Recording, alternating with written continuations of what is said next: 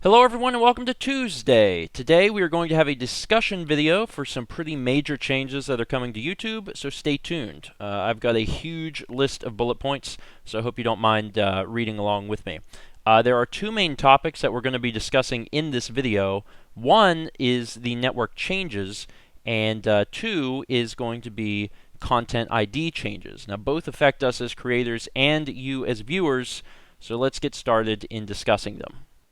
So first up, changes are coming to YouTube networks. You might not know what a YouTube network is.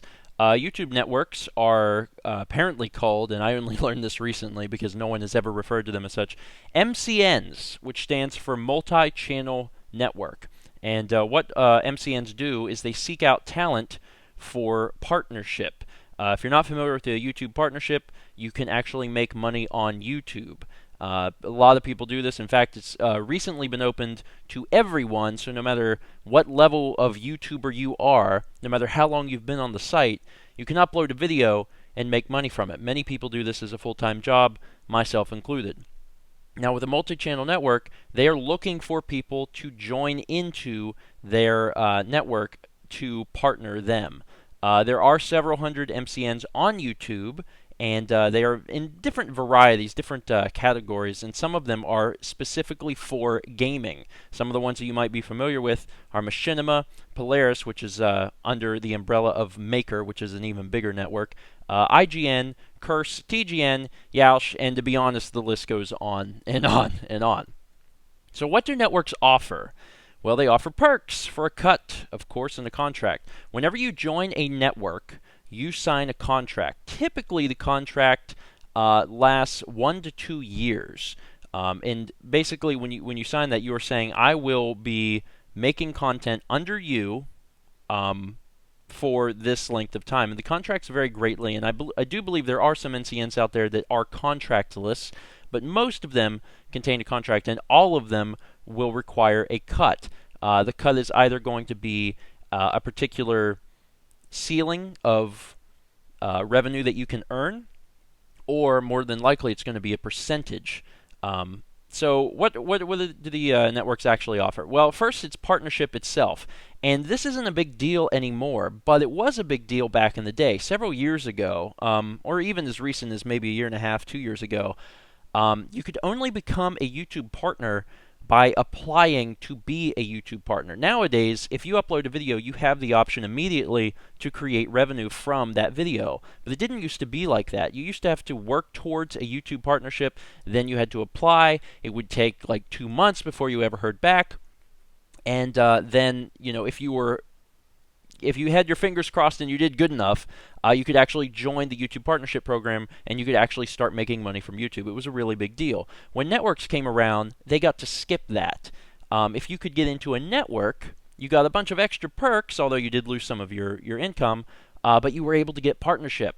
Other things that come with the network, some degree of protection.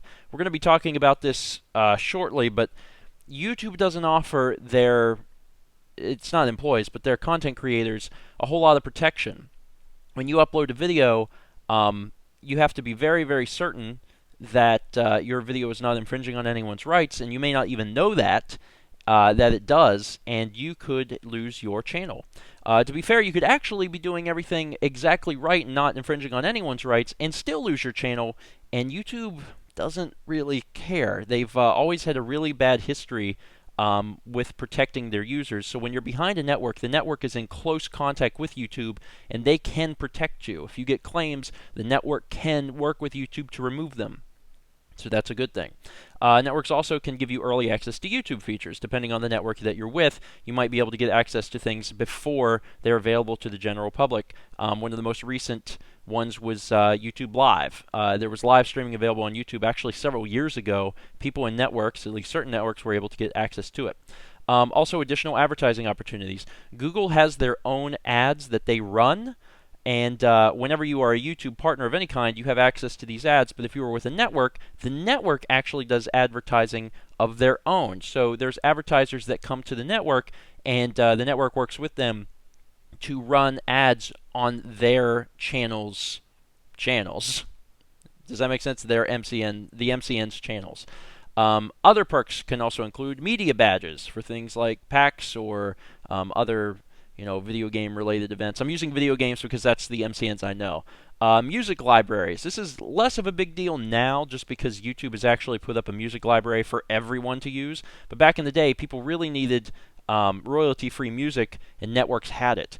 And then the other thing networks have, actual support, because YouTube has none. If you need to talk to someone, you can. Well, I, I have to say that all the networks are different. Some networks contain a lot more people than others, and it's going to be different no matter where you go. I can speak personally from being in Polaris, which is the subsidy of Maker. Stephen Plays, my other channel, is partnered with Polaris, and the support has always been amazing. If I need to talk to someone, I can pretty much immediately. And even if I have to email someone, they usually get back to me in under 24 hours, so it's always been really good. Once again, your mileage may vary. So, without a network, so if you are partnered, well, I can't say partnered. Everyone is essentially, I guess, partnered at this point. If you sign up for monetization and you're making money on YouTube without a network, you have no protection at all.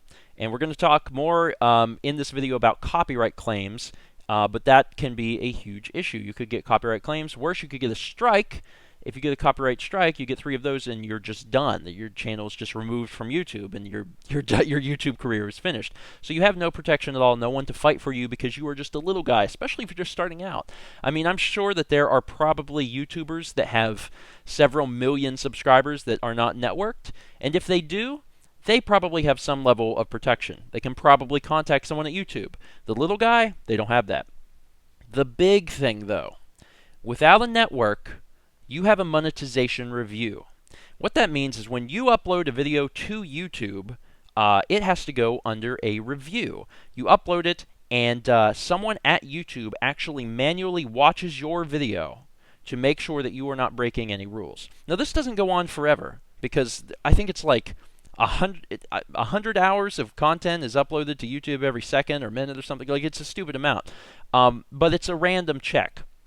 YouTube does these random checks. Now, if you pass the review, you will have less reviews. So as you get these reviews and you pass them, eventually you just stop getting reviewed. For example, Steven Vlog, the channel that you're currently watching this video on, has underwent monetization reviews because it's not partnered with a network.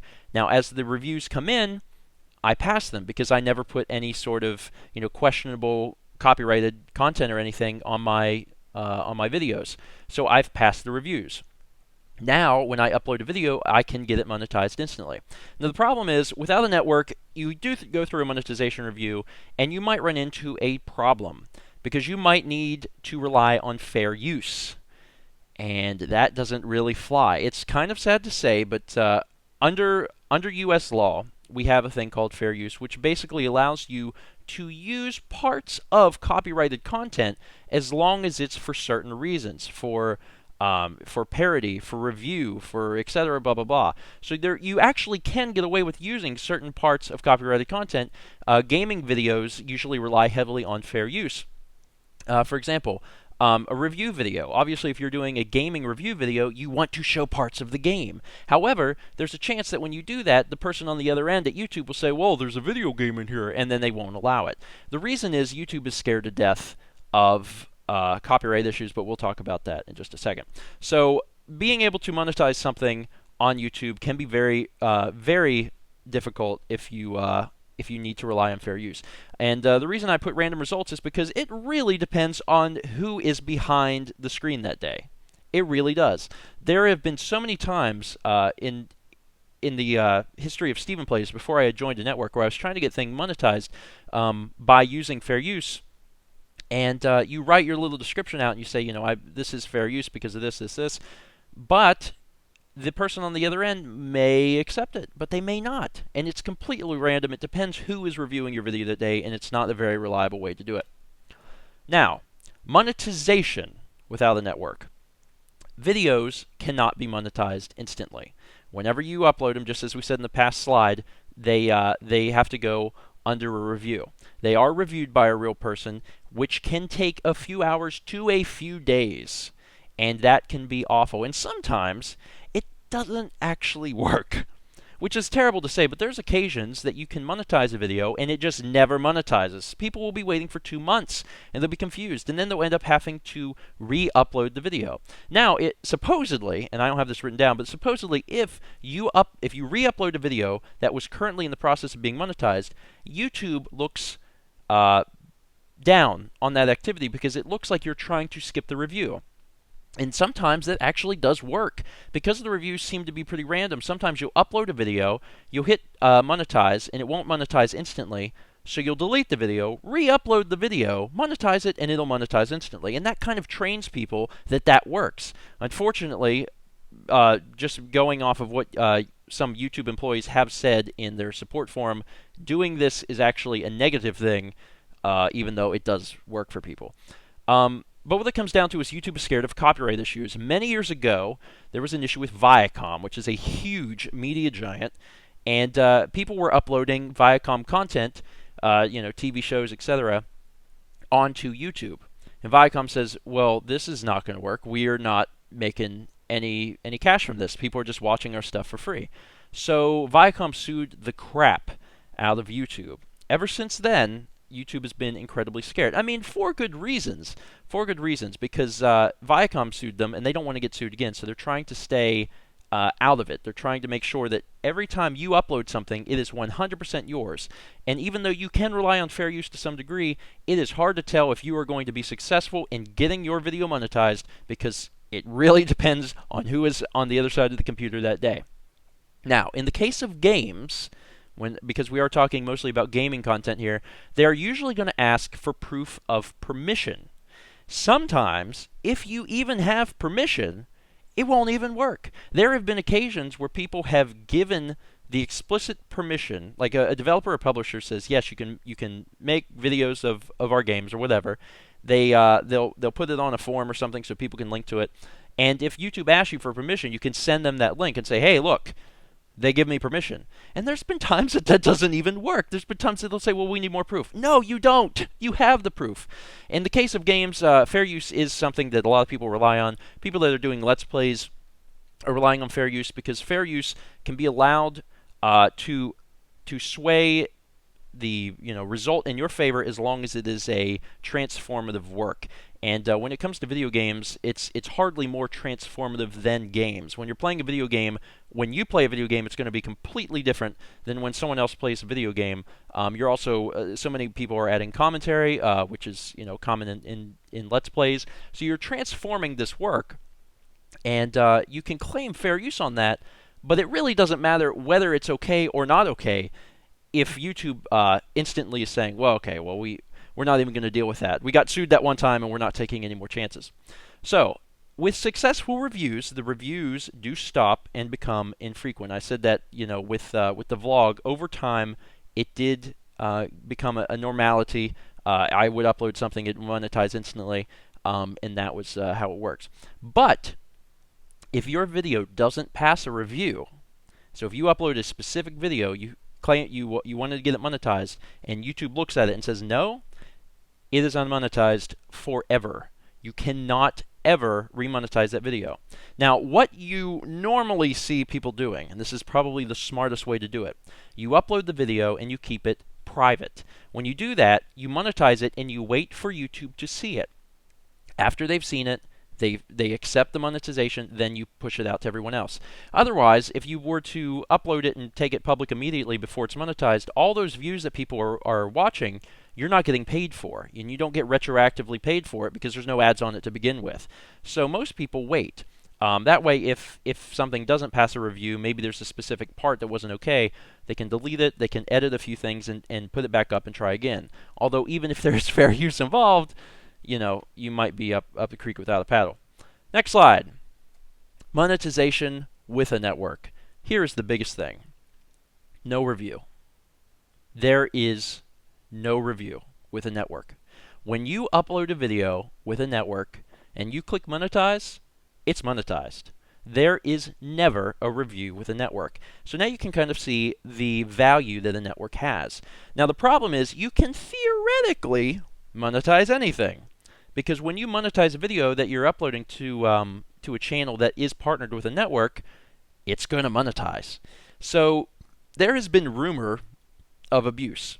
I have seen it over and over on some of the other videos that talk about this and say, well, there was uh, a huge fiasco with someone that was uploading stuff on a different on a channel that was under a network, and they were uploading TV shows and movies and stuff. Unfortunately, I couldn't find anything that said that that had happened. I just found people talking about the fact that it happened, but theoretically it's possible, but that's why I put it as a rumor, because I couldn't find any actual proof of abuse. Has it been abused? I'm sure it has. I mean, I'm definitely sure it has, because under the network you can do literally, pretty much whatever you want. But that could be a reason for possible change. So now that you guys know a little bit more about how the monetization works, what is changing? This is the huge change for networks on YouTube. Networks are no longer invincible. Up to this point, if, for example, if I were to upload, I don't know, the music video for Thriller, Michael Jackson's Thriller, on Stephen Plays, if I were to do that, and they were to have a content ID sweep, we'll just talk about that in a second. They were to detect that I had uploaded that, or someone were to report that, for example, I would most definitely get a strike against my account. Now, if I were to get a strike against my account, I could take that to the network and say, I got this strike, maybe you could work with me to get rid of it. And they probably couldn't work with me on like a Michael Jackson music video. But if I had uploaded, let's say, a legitimate game review or something, and this actually happened recently, John Bain, Total Biscuit, on YouTube, had uploaded a review of a game where he spoke negatively of the game. He had actually had permission from the developer to do the video. Uploaded it was a very negative review because the game was terrible, and the company, the developer, actually issued a strike against his account. Now, in those cases, the network can actually work with, with YouTube to get the strikes removed. But with this change, networks are no longer invincible, because even when it got rid of those strikes, it just kind of dissipated. There was no real long-standing issues with that. Now, if a channel, one of many, many, many, many channels in the network gets a strike, the strike is affected by the network. Now, channels operate on a 3 strikes you're out policy. I'm assuming that the networks probably have a few more chances than that, but it negatively impacts the network. Networks can now disappear. Up to this point, networks were more or less invincible and they could do whatever they wanted. Now, there are certain instances where, if a network was created solely for the purpose of uploading illegal content, movies, TV shows, or whatever, YouTube can certainly step in and say, okay, you guys are done. You're obviously all in it for, destroying, the YouTube or whatever. But now channels are held liable, or networks are held liable for what their channels are doing. And up to this point, it hasn't been that way. And it's weird because it seems like it should be. And to be fair, it probably should be. But up to this point, it hasn't been. So, how are they going to fix this? They are introducing something new. Now, instead of everyone in the network being able to upload everything and monetizing it at any point, now only certain people can do that. Those are called managed channels. And everyone else in the network is called an affiliate. So, in early November, supposedly, YouTube sent out messages to all their networks and said, you need to start grouping everyone in your network into one of 2 categories. And some of these networks are big. I think Polaris is several hundred channels, but there's other networks out there that are thousands and thousands. I have no idea how big Machinima is, but it's got to be a scarily big number. So they sent out this email and they said everyone's got to group them into managed or affiliate. If you're managed, nothing changes. You continue to have all of the exact same benefits. You can monetize anything you want. But if you're affiliate, things change. Now you have to go under review. That's kind of the big problem here. If you're an affiliate, and I put the bullet point way at the bottom, videos go under the same review process as non-multi-channel network channels. So you can kind of see the problem here. People are joining networks so they get around this problem. If they want to upload gaming content, they don't want to deal with the fact that YouTube looks at something that is clearly fair use and says, "No, forget that." they join a network because it monetizes instantly and they get to create their content. The developers and publishers generally leave them alone because they usually don't care. In most cases, it is free advertising for them, and they just don't say anything or they just leave it alone. But if this goes through and we have the same review process as non multi-channel network channels, then we are going to essentially be back to square one. It's like we weren't partnered with a network to begin with. Obviously, that could be problematic if it's the exact same review process. Now, the other thing that's changing is that there's an unlink button. Some people are calling it the unpartner button. One of the problems, and I can't say which network was really guilty of this, although I'm sure there were probably more than one. Networks were signing people to contracts that were ridiculous lengths of time. Some of them were infinite. Some of them were, you will work for us forever. And people were doing it. And the reason people were doing it is they were so gung-ho. I mean, people really wanted to make money doing YouTube videos, and they were so anxious. And this is back in the day when you couldn't get a partnership very easily. If you were a gaming channel, you could not get a partnership. There was a time, if you did gaming videos, screw it. It was not happening. You had to be partnered with a network, or YouTube would never accept your application. So people were signing to these ridiculous lengths, 7-year contracts, and then they would start doing it, and then they might find out that there's other networks out there, networks that actually care about you, that actually treat you like a civilized human being, and actually give you a fair bit of money, as opposed to the network that they might be with. They couldn't leave them because they were under contract. So there's this new unlink button, which is supposed to ease the the leaving process if you want to leave your network. Now, it's not as easy as that. It's not like you click on link and you're done. You are still under contract, but it sends a message to the network that basically says, hey, this person wants to leave, and you can try to get a dialogue going. It doesn't make you instantly leave, but I don't know, maybe it's kind of a placebo. Anyway, next slide. The same review? This is kind of where things get iffy. Because we were just talking about how if you are an affiliate, and here's the deal, everyone's going to be a freaking affiliate, then you have to go back to having the exact same review process. Now, we talked a bit about managed and affiliate. If you are managed, you have all of the same stuff that you have now. You can upload immediately, or monetize immediately once you upload. So how many people are going to be managed? Well, there's already been some people on YouTube come out and say that they were affiliates. Let me give you an idea of how big these channels are. Over 1 million subscribers. It's a big number. So it's not just that huge people get to be managed. Because there's the Angry Joe Show is my example there. He's got over 1 million subscribers. But more than likely, he is probably a bigger risk for the network. He does gaming reviews, and he's probably got a lot of copyright claims that he has to deal with. Is his show fair use? Absolutely. No questions asked, like 100% fair use, but he probably gets a lot of copyright claims, and it's probably going to be a bigger headache for the network to deal with that. That's a possibility. Channels that are closer to the network, even if they're smaller channels, if they know people in the network personally, they may be able to get managed status. But almost every single other person is going to be affiliate. And if they're not, because I've heard rumors that one of the networks, I don't know which one it was, Curse maybe, Yaush, I don't know, was going to just put everyone as managed. Obviously, that's incredibly dangerous, because if someone does get a strike, the network itself could, it could be gone, and then everyone would just be networkless. Okay, so let's actually talk about this slide. Monetization is no longer instant for multi-channel networks. We know that much. That's going to be the case if you are an affiliate. Most people are going to be affiliates. Now, this is bad for pretty huge reasons.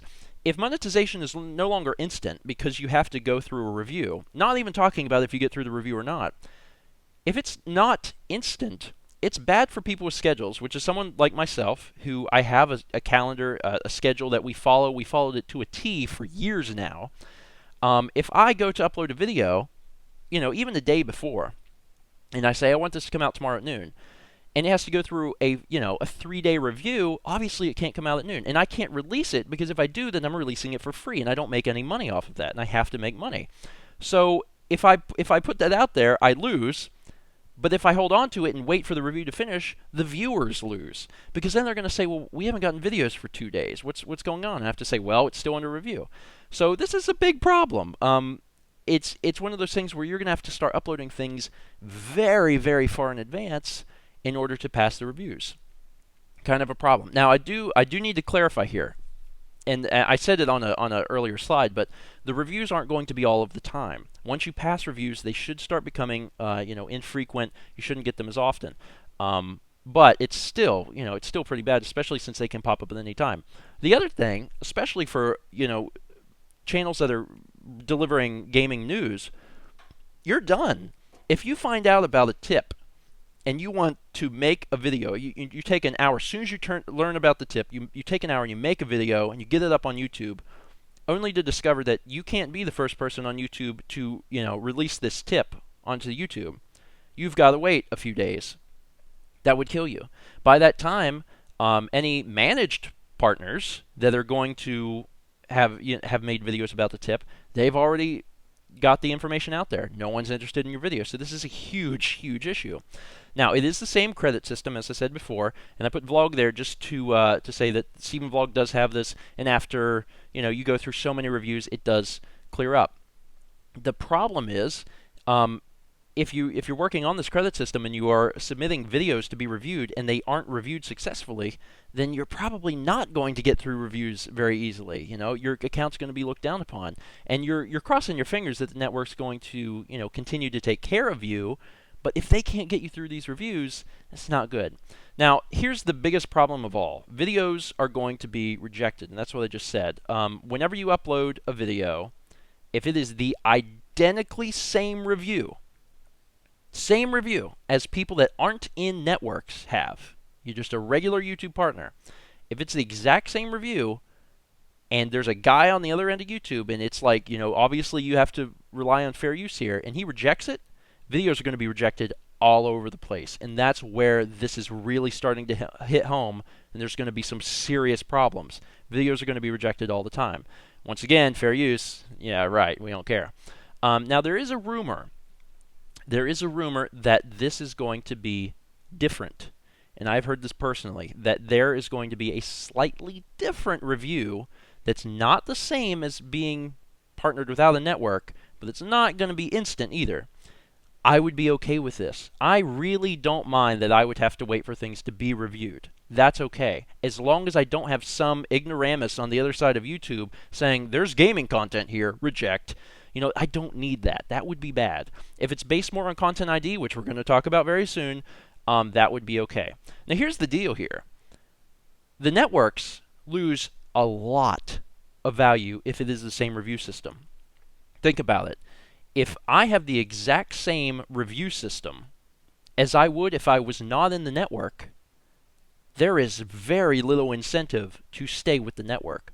Because you have to remember, a network is taking a cut of your earnings. And if you aren't with the network, you can make more money.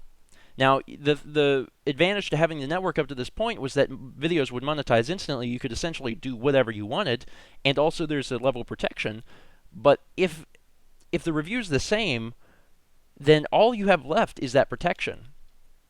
And, then you start to wonder, like, am I actually going to be protected? Are they actually going to stand up for me? And if they are, is it really worth this much money that I'm giving them? Even if you're starting to make a pretty good amount on YouTube and you're giving them a fair bit percentage, you have to say, wow, I'm giving them, several $100s every month. Is it worth it, Or should I just leave them and do my own thing? Who's to blame? It's not the networks. And a lot of people want to put blame onto the networks for some reason. It's very strange to me, but it's not the networks. All of the information of this change is actually from Polaris. And I don't want to say that I'm giving it to you myself. It's come out there because there's been a lot of other people on the internet making videos about this. A lot of people really mad at the networks. For whatever reason, I think people have said that they wanted the networks to change the cuts.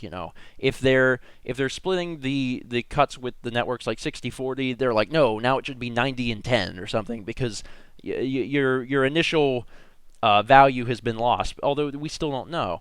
Now, even so, Polaris, which is Maker, has been the one to send this out to all of their channels and say, hey, we want you to know about these changes. Although rumors have circulated for a while, you can find some evidence of there being rumors about this. Polaris is the one that sent it out. I haven't seen any evidence of any other networks sending out information to their channels to warn them. So even if you want to get upset at networks, even if you are in, Maker or Polaris or whatever, and you want to get upset at them, it's hard to, because it's not coming from the networks.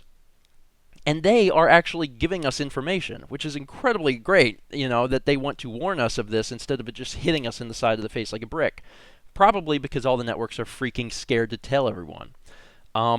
At this time, there is incredible transparency with Polaris. I can't speak of every network because I'm only with Polaris, but they have done an incredible job. They have been very honest with us. They've told us what's coming, and as soon as they know more, they will tell us more.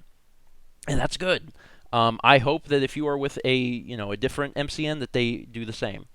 Now, here's the deal, and this is why it's not the networks.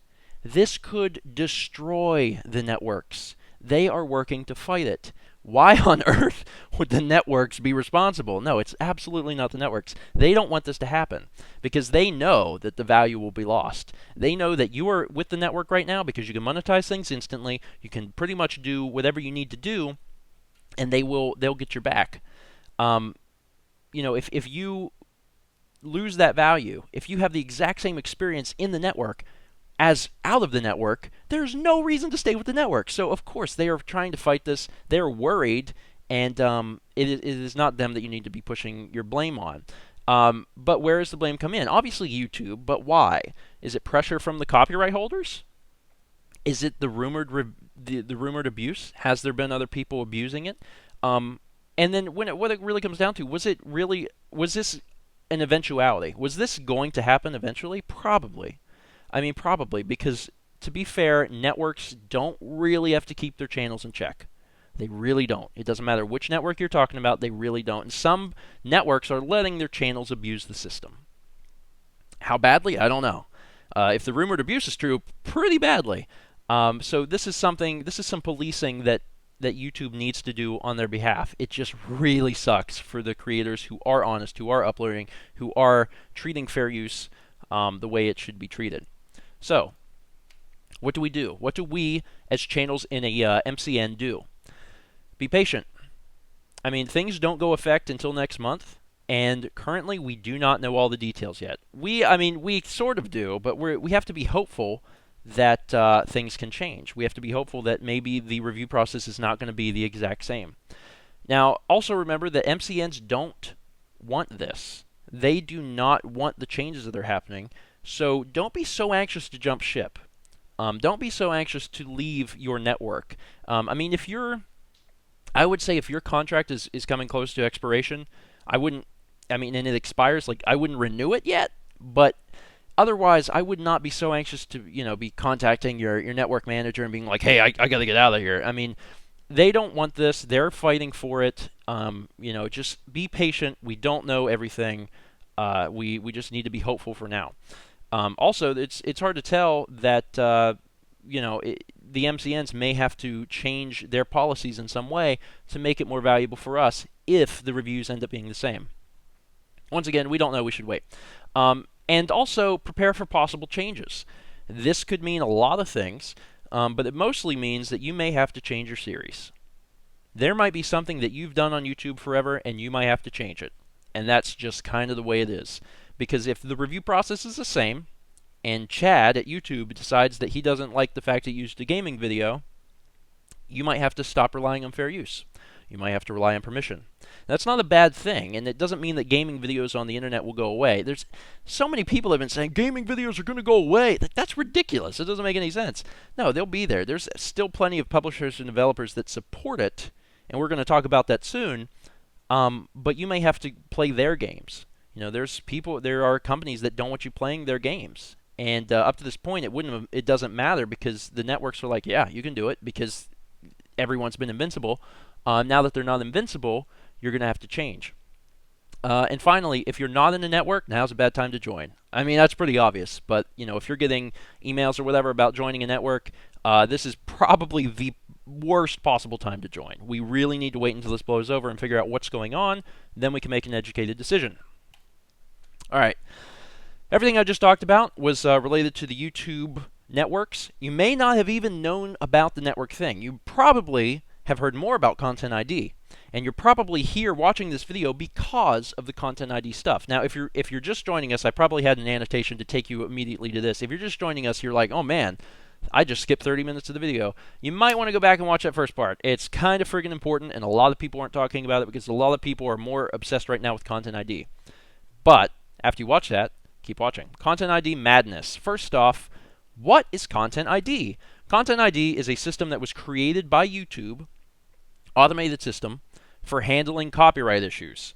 I can't say it was created after Viacom. Well, it was created after Viacom. I don't think immediately succeeding the Viacom incident, but it's one of those things where okay, we don't want to get sued anymore. We really need to put this in place so we can show all those copyright owners out there that YouTube is going to be a friendly place where people can make their own stuff, and that the copyright owners don't have to worry about TV shows and movies and crap being uploaded. The problem is, it's inherently flawed. There is no allowance for fair use, which means if you are doing, let's say, a gaming review video where you have to show, some footage of the game, which would be completely fine under fair use, and Content ID matches that gameplay, you're done. You are absolutely done. It's just going to come up and say, no, this can't be monetized. In fact, this is going to be turned over to this other company. Basically, how it works is that as a company, or even an individual actually, you can sign up for Content ID, and you can put things into Content ID. You can put music in, and you can put video in.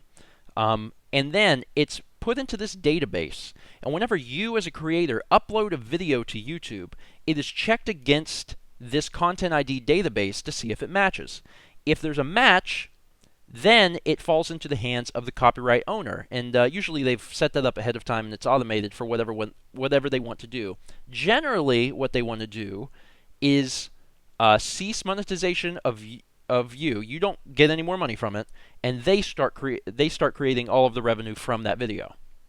Generally, that's what they want to do. Their other options are disabling ads completely, so there's no ads for you or them, which is kind of weird, and they usually don't do that. And then the last option, which is a bit extreme, very rarely do I see people do this anymore, but they take it down. The problem is when they take it down, they generally issue a strike because they have that power.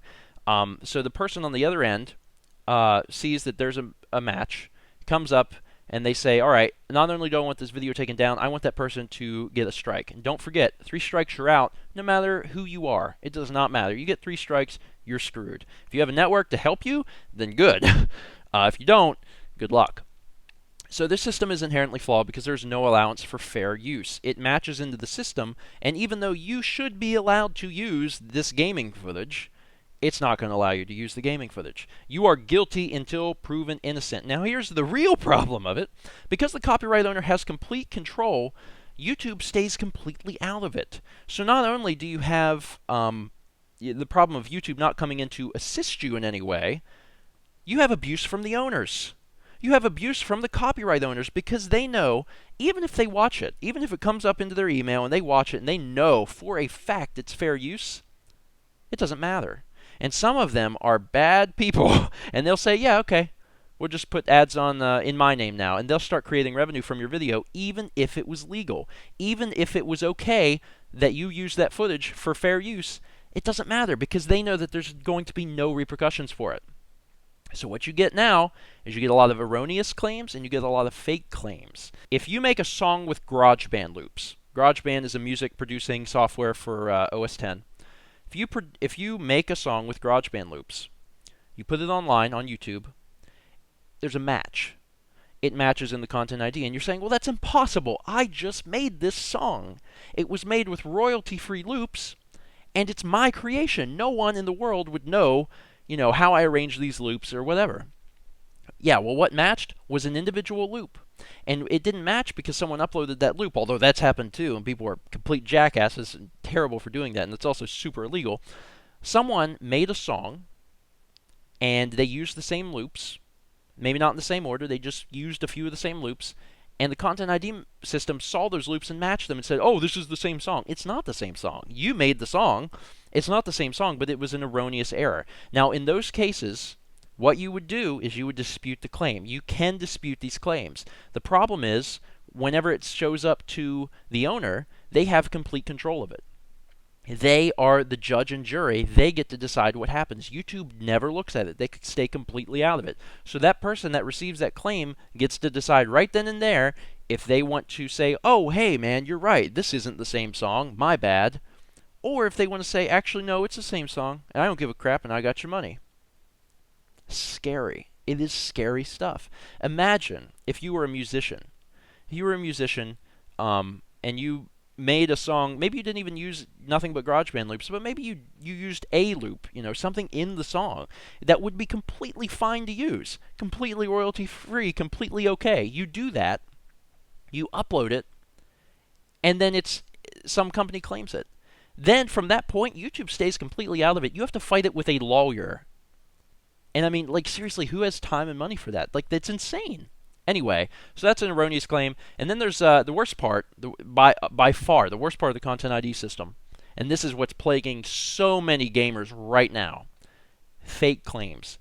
There are companies that are putting things into Content ID that they do not own. And they know it. They're putting music. They're putting video game footage. They're putting, TV shows, movies, whatever. They're putting all this stuff in there that they don't own, and they know it. And whenever you upload something on YouTube, and you use, video game footage of whatever, or there's a song in it that's a part of the video game or whatever, it matches. And it's a company that exists solely to make money off of doing nothing but uploading content that they don't own and saying that they do. It matches, and then you're screwed. You can't earn money off of it. You can dispute it. And a lot of the fake ones back off because they're worried that you might come after them. And if they knew that if you came after them for one claim, that it might start falling apart for them.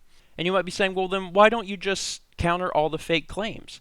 And a lot of channels, first off, don't know that they can do that. They're unaware of the ability to counter fake claims. But then the people that do are actually frightened, because there's been horror stories of people that have countered claims and then received strikes for trying to do that. So unless you're behind the protection of a network, people are scared to death of actually going through with it. So, they see the claim and they're like, you know what? I'm just not going to touch it. It is not worth the risk. And they'll sit there and lose money when it could actually be a potential fake claim. But that's a huge issue today. A huge issue, especially in the recent Content ID craze that's happened. Now, there's been a huge Content ID problem this week. It started on Monday, and people are a little confused as to what exactly is happening. And I'm going to go over that in a minute, but all of this information, all this crazy Content ID stuff, this happened on Monday because there was a change to how it worked, but we'll go over that soon. Now, the beauty of everything, Content ID and networks. With instant monetization, there is no Content ID. Basically what happens is whenever you're uploading your video, you have the option to monetize now or monetize later. If you monetize while you're uploading and you're a part of a network, you're done. It never searches Content ID. Now, if you wait for it to upload, and then you go to monetize it, once it's uploaded, it searches Content ID. And actually, it may actually do it while you're uploading. I'm not entirely sure, but if you monetize it as soon as you start uploading, it just completely avoids Content ID, which makes it very nice to be with a network. Now, here's the deal. The system doesn't check for already uploaded things, at least from what I can tell on MCN. So once you have uploaded a video, you're set. If you monetize it while it's uploading and it passes through and there's no Content ID, you should be good. Now, the only time that it will is if there is what I call, I don't know if there's an official term for it, but I call it a sweep. If there's a Content ID sweep, then your stuff will get flagged because it's looking at things that are already in the system. I don't believe I've ever seen that happen on a multi-channel network until Monday. That was when YouTube, quote unquote, flipped the switch. So now, multi-channel networks are being checked for Content ID. And that's hitting people everywhere very, very hard, and it's affecting their backlog. There's people that do, gaming review videos for a living. We're going to use gaming review videos because they are using so much different material that they're most likely to be hit. So you have these people making these gaming videos, and suddenly YouTube flips the switch. Everything that they've ever uploaded is suddenly being scanned for Content ID, which means all this stuff that would never have been caught before because of the network's protection is being caught. And it's a lot of stuff where it would not have ever been a problem. This is, once again, this all goes back to the fact that with the network, you skip the bull crap. Because whenever you upload something to YouTube and you require fair use to get it out there, even if it's blatantly fair use, the guy at the other end of YouTube does not have to allow that. So that's why people are, trying to be inside these networks, because they can avoid that. So whenever you flip the switch and it starts scanning everything you've ever done that you've uploaded under the assumption that you will not be hit with Content ID, suddenly you're hit with Content ID. And people's entire backlogs of videos are being affected. Someone I had mentioned earlier, the Angry Joe Show, I believe he said he had like 600 to 800 uploads, and of those he had 10% or over 10% had been affected by Content ID claims. So as soon as that happens, he no longer makes money from those videos. Now, people probably want to know, have we been affected? We have. We definitely have. Things that, have never been an issue for us are suddenly an issue. We've had claims from all sorts of different companies. Some are legit, some are not. Most are not. And we can fight those, but it takes time and effort. And actually, another random point, in case you were not aware, whenever you dispute a claim, it goes to that copyright owner, and they have up to 30 days to either allow it and say, oh, hey, yeah, you're right, or they can reinstate that claim and continue making their money, and then you can't fight it anymore. A lot of people will wait the 30 days. They'll wait the 30 days. They will not, even if they know it's yours, they just won't answer. It's just such a dick move, and it's terrible, and the entire environment is awful. And there's so many people that don't know all this information. There's so many people that are just viewers, and I apologize that this video is so long, but I think there's a lot of information that people don't know, and I think this is a really great way to get it out there. But anyway, yes, multi-channel networks got hit with a Content ID sweep on Monday. That's why so many things have matched. That's why there's such an uproar, because up to this point, it's never been a problem. So, what are the worries for the future? Well, Content ID continues to be flawed, and now the random sweeps are affecting us inside of networks. We joined the networks in the first place to get around the whole fair use thing, because YouTube hates to deal with it, and now it's affecting us. And Content ID is inherently flawed because it will never take into account the fact that something is okay to use. That's what it comes down to. And there's so much content being uploaded to YouTube that they have to have an automated system. They have to. They can't employ that many people to check all the videos. So it's a lose-lose situation. It's really, really hard to win on this one. The other worry is that monetization reviews are going to take time. We already mentioned that, but if you are doing a schedule, or if you are doing breaking news, it takes time, and that's really bad. And of course, if the reviews are the same, the MCNs are going to lose their value, which is a huge worry for them, because they don't want you to jump ship, because they're making a profit off of you. So if the reviews are the same, people are going to leave their MCNs. But the biggest thing here, content from your favorite YouTubers will change. It is going to change. You can be assured of that. That is going to happen. So, how does this affect creators? Well, for now, the biggest issue, there's a fear of the unknown. We don't know what's going to happen. I've talked to some of my other friends that do Let's Plays, do gaming videos.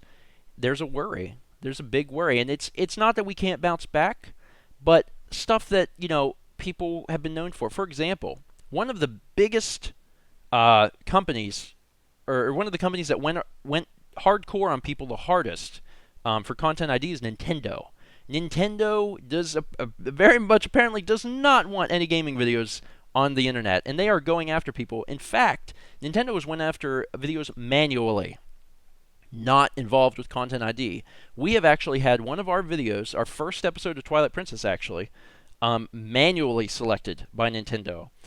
Because whenever you go to the Content ID copyright notice that you get on a video, it will tell you where in the video that begins, because it's usually a video like a trailer or a cutscene or music or something like that. There is no time code. It means Nintendo manually selected that video, which is, incredibly exciting. So there's a huge fear of the unknown. I've talked to other people, and they're a little worried because there's going to have to be, most likely, a change in their content. This could be a huge issue, for example, if you did nothing but, let's say, Pokemon videos. Let's say you're a Pokemon channel. If you're a Pokemon channel, and Nintendo has decided that they want to squish you under their thumb, for reasons unbeknownst to me, I mean, seriously, because Nintendo games aren't even like a linear experience. Like they're fun no matter if you watch someone play them or not. But more on that later. If Nintendo decides that, and they're not going to let any of that person's videos through, then that person's channel is going to have to change. They aren't going to be able to make Pokemon videos anymore because they're not going to be able to make money. And if they're spending that much time on it, they're not going to be able to do it. Of course, videos might be late due to the review process. I might have a video scheduled for Thursday at noon. It might not come out till Monday. Who knows? But if the review is identical, of course, gameplay videos may be rejected. Now, here is where we're going to start talking about some of the money stuff. If a creator cannot gain permission, they will work for free, which means Nintendo is a great example here. You cannot get permission from Nintendo to make their game, or to do a LP or a review or whatever of their games. They've never allowed people that permission. In fact, and this is freaking bizarre, in case you weren't aware, the Runaway Guys, which is a group of Let's Players on the internet, consists of Chuggakon, Roy, Nintendo Capri Sun, and Proton John. They were actually approached by Nintendo to create a video for Nintendo. They created the video for Nintendo, monetized it, of course, because it was, Nintendo wanted to work with them. And then that video got hit with a Content ID claim. This was actually a while ago. This was a while ago that Nintendo had done a Content ID sweep a few months ago where they claimed the video that they asked the Runaway Guys to make. Doesn't make any sense. So creators who cannot gain permission will end up working for free. Here's the deal. They're going to leave YouTube.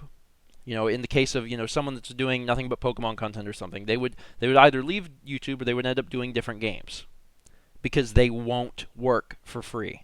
No one is going to work for free. And the reason is you can't create quality content without lots of time.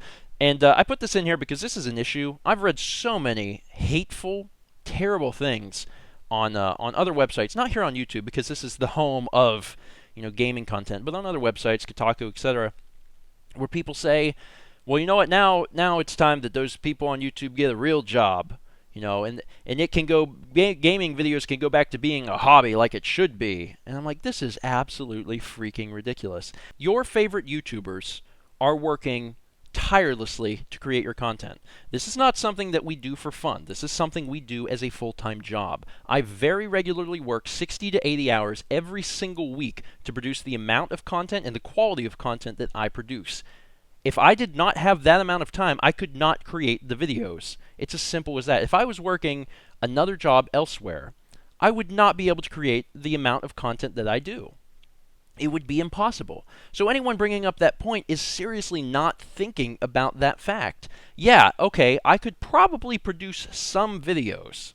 I could probably get out, maybe a video or two a week. I could probably get out maybe a video or two a week with another job. I probably could. But that's one or two videos.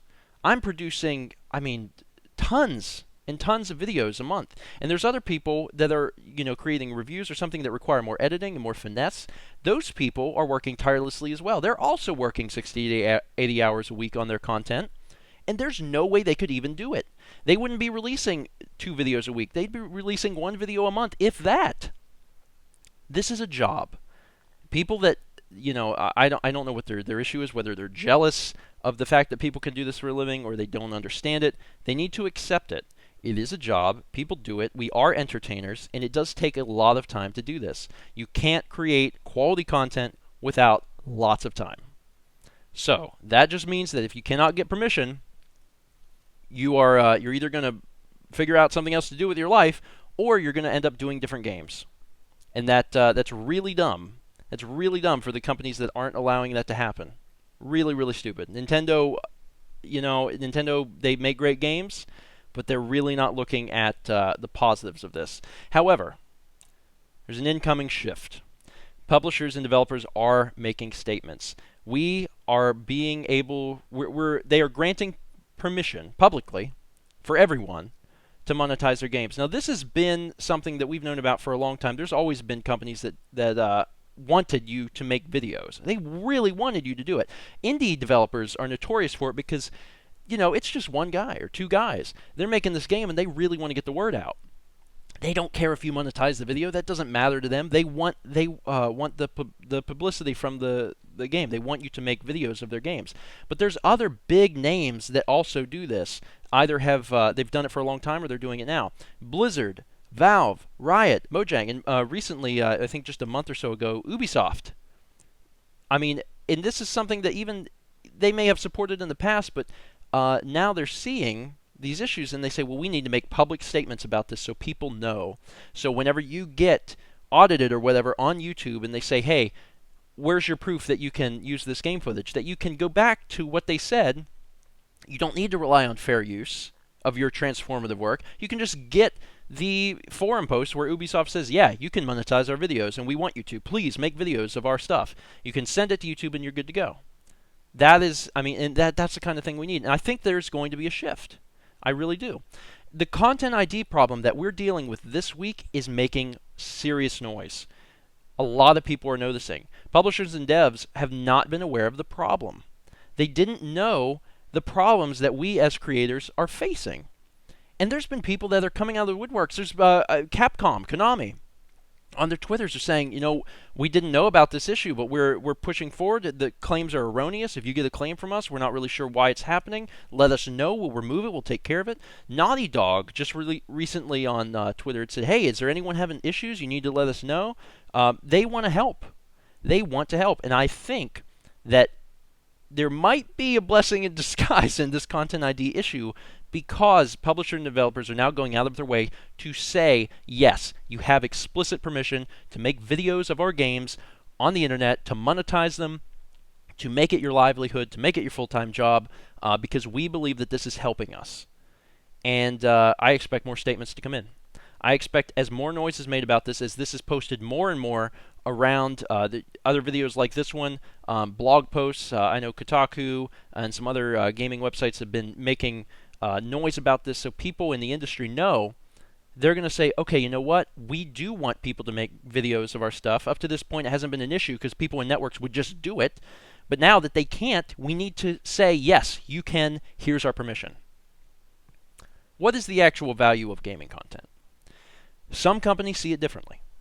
Valve versus Nintendo. Valve is a great example because Valve is a company that has hired so many of its employees from the modding community. It sees value in the community itself. It understands the importance of YouTube and the importance of allowing people to do their thing and to advertise their games. And you have that kind of drastic view on one side. You could also replace it with Mojang if you wanted, because Mojang has been really into that, versus Nintendo. Nintendo is complete opposite, completely closed-minded, don't want anyone to use, video footage of their games, even went as far as to claim the video that they asked the Runaway Guys to do, and I'm sure that's not even the first time that they've done something like that. So you have two very different views.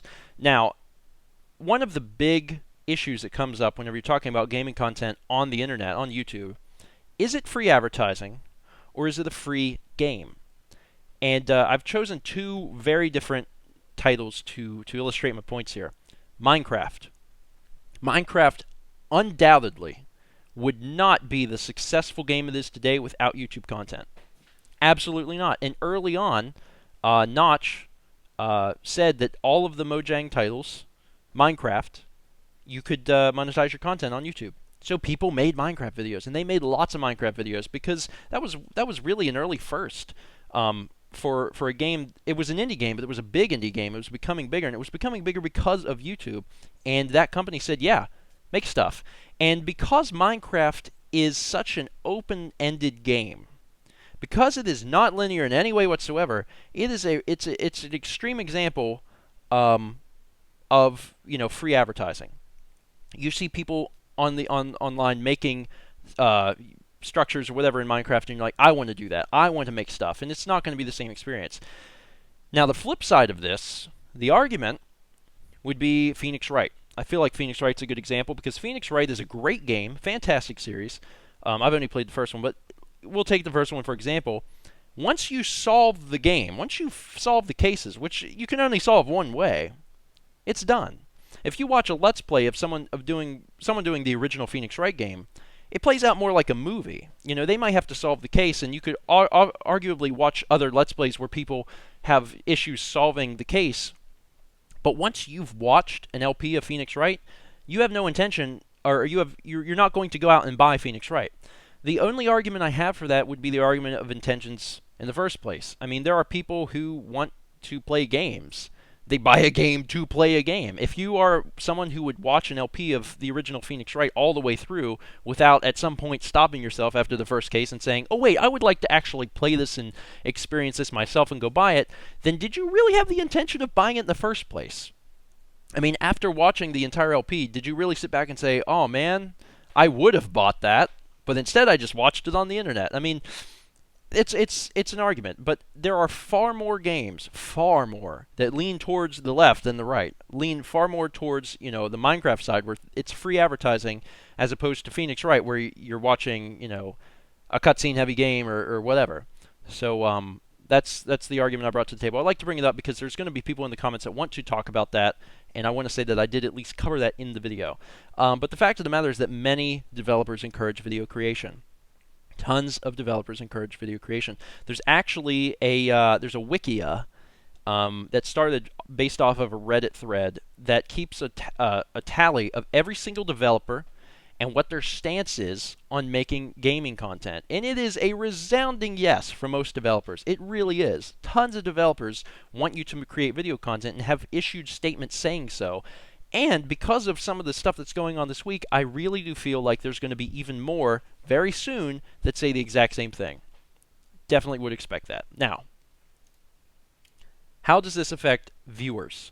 As I've said before, your favorite YouTubers may change their content. Quality content does take time. We cannot work for free. So if we are in the middle of, if there's this a channel that's doing Pokemon stuff, and I don't want you to think that your favorite Pokemon channels are going the way of the dinosaur immediately. I'm just using this as an example. I don't know what's going to happen. January's not here yet. But if Nintendo decides to bring down the ban hammer on Pokemon content, that YouTuber's not going to make Pokemon content anymore because they can't work for free. These channels are putting in a ton of time, and they can't work for free. They can't create all these videos for you without making money to compensate them for their time. Unmonetized gameplay of Nintendo, etc., other companies that don't want their stuff online, will still exist, but it will strictly be from hobbyists. It's going to be those people that work a different job, and on the side they do Let's Plays for fun. It is not going to be from the big dogs. It's not going to be from anyone who is making a living doing this. Absolutely not. Because they're not going to be able to do it. I mean, you could argue to some extent, and I bring this up a little bit in my next slide, that if you're doing a few series, like we usually do a few series, that we might be able to get away with doing one of the series being, a Nintendo game or something like that and not being paid for it. Maybe. But only if we were finishing up a series. Unless we were making like a crap load of money, there's no way that we could devote one of our series to being, a game that we can't make money from. I mean, even doing just one of the games like that, it would cut our revenue so heavily that we wouldn't be able to afford it. Now, what some of you probably want to know: what are we doing? First off, Steven Plays will continue to exist. The vlog is safe. The vlog is safe. The vlog is not doing anything wrong, and the vlog is doing its own thing, and everyone is happy and grand on the vlog. But Stephen Plays will continue to exist. It's not going anywhere. Stephen Plays is going to continue to be here. However, we are going to work on wrapping up the current series. Not prematurely, but we are going to be wrapping them up. For example, we're finishing up The Last of Us. It might actually be over by the time you get this. We're going to finish up Donkey Kong Country 3 probably in December. Skyrim is a huge beast, but we are sort of getting near the end of it. And also Grand Theft Auto 5. But for example, even though we're going to be wrapping these series up, we're not going to end them prematurely. Like if we are hit in January with the fact that we could never monetize GTA 5 ever again, or we can never monetize Skyrim ever again, it's not that we would say right then and there, okay, well these are done. We're not going to just jump ship to something else. Obviously, we are going to be very excited to wrap those up because we do need the money. We do need to do series that we can produce some income for. But it's not something that you should worry about immediately. If GTA 5 is going to take me like months to do, we might put it on hiatus until something comes up. But possible outputting extra December content. Just for the fact that all these changes are taking effect in January, December is kind of like the last-ditch effort to produce content for some of these games. That means that you might see extra GTA 5 content come out this month. If I can do it, I will try. I will definitely try. If I can get extra videos out, I will definitely try to do it. Also, early next year, whenever this is coming into effect, series will probably be safe until we know more, because right now there's still some stuff we don't know. That means that early next year we'll probably be getting some more Minecraft custom maps, which we've done in the past, and also maybe Assassin's Creed 2. Ubisoft is one of those companies that's like, yeah, do our games, monetize them, do whatever. So we may jump into Assassin's Creed 2, even though we probably would have normally waited until maybe the middle of the year. We don't want to change our content extremely, but you do also have to realize change is coming. Change is coming, and it's going to affect everyone. I mean, unless you're a managed channel, and even if you're a managed channel, I mean, you're only a managed channel because the network trusts you, and they trust that you're not going to do anything to earn a strike. So I would even expect the managed channels to have, some changes coming. You do need to be prepared for series or video changes. You need to be hopeful that more devs are going to allow monetization, but you do need to prepare for that, even from your absolute favorite YouTubers. Everyone is going to be working to, try and get, permission from the companies that they do. I'm sure that people that do nothing but Pokemon videos are going to be scrounging to try and get Nintendo to say, yes, you can do this. But also be patient. There's still a few unknowns. For one, maybe there would be a reversal with this outcry. I don't expect it, but maybe. The networks are fighting tooth and nail because they don't want this all to happen. Right now, it seems like it is going to happen, but it's not.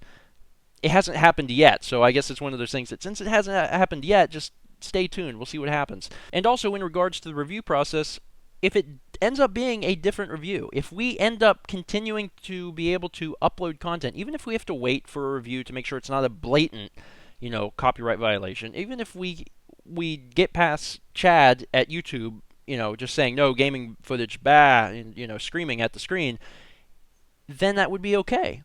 It's just right now we don't know, so we have to wait. But finally, and I'm wrapping up with this point because I think it's a good point to make because there were some other videos on the subject that have been very negative towards Polaris and Maker. Polaris has continued to be very transparent. They've been transparent with their channels. They've been transparent with me. I've talked to people at Polaris, and they've been, they've told us everything they know. And I appreciate the fact that they gave us a heads up. I really do. Because this would have sucked. Can you imagine if no one told you this was coming, that you couldn't have prepared in any way whatsoever? That all of a sudden in January, it would be hysteria. It would be far more hysteria than there is right now. And there's a good bit right now. Could you imagine if you go to upload something in January and it just doesn't work? Stuff stops being monetized, and then it's like, oh yeah, then all the networks would have to be, they would have to say, oh, well, this is happening, and we got told in November, but we didn't want to scare you guys, so, by the way, everyone's got to do different content now, so. I don't know. We'll see what happens. What I expect to happen, more statements from developers and publishers. If we can't get this reversed or changed or something, I expect networks to reach out to developers and publishers personally to get contracts, from them. This has happened with some of the networks in the past anyway. I expect it to happen hardcore because otherwise videos of that developer or publisher's content is not going to exist. And it's going to end up hurting them. Anyway, this was an incredibly long video. I sincerely apologize for the length, but this might be one of my most, I don't know, informational videos that there has been. And I know there's a lot of people that they're viewers, and even sometimes as the creators, they don't understand. I get a lot of questions from people who don't even know what networks are. They don't understand them because it's not really explained anywhere on YouTube. There's only been recently a section added in the help section that talks about multi-channel networks. Like, only recently has that even happened. So a lot of people don't know anything about this. I hope that I have explained something to you. You've learned something today. And if you learned something and think that someone else would get something out of it, share this video with them, because I've done my best to present the information as clear and concise as possible. If you have questions about anything that you've seen in here, leave it below. Leave it below, and I or possibly someone else will be able to answer it for you. Once again, thank you so much for watching. Weird vlog day. You didn't get to see my face, but I assure you it's still here. It is used to talk to you. And as always, let's meet back tomorrow, shall we?